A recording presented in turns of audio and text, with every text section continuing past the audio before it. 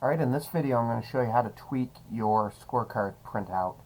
I've generated my scorecards for my league, and I'm going to hit Control P on my computer, and it's going to bring up the print preview in Chrome. If you're using a different browser than Chrome, you'll have to look in the instructions to see how to do this. But what I want to do here is get it so the cards, I have 2 cards on each page, and they are equidistant from top and bottom. And the reason I want to do that is that I bought some cardstock that's perforated horizontally right here. And so I want the cards evenly spaced on the page so the printout doesn't go over the perforation. So I have default settings in Chrome selected, and I only have 5 scorecards, and you'll notice it's going to print on 5 sheets of paper, which is no good. I need to be able to set 2 pages or 2 cards per page.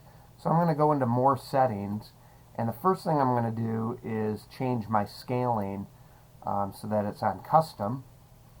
And now I'm going to have a different percentage in here, and you'll notice it goes and fits the card on the page so that there's 2 of them. And what I can do is I can keep bumping this up a little bit until I see the number of sheets go up. And you'll see now it's at 4 sheets. So now I want to back down a percentage or 2.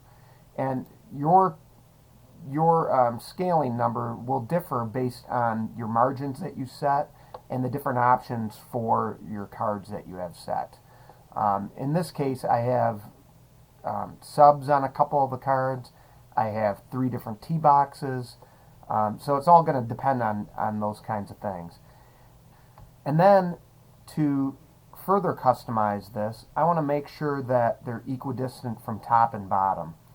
And so, for example, in this case, there's a lot larger gap here than there is up here. So I can go into margins and pick custom.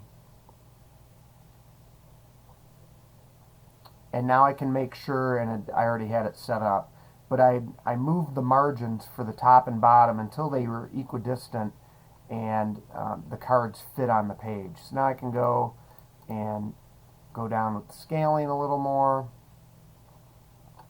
And now this is going to be centered pretty good. Maybe I have an extra 1/4 inch or something here. I don't think that's going to matter.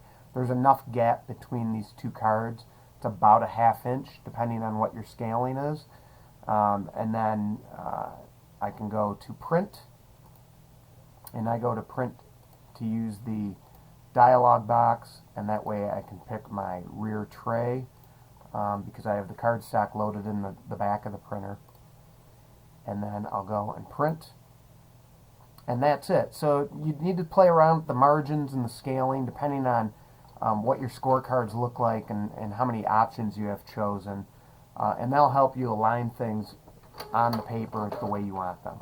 Alright, thanks.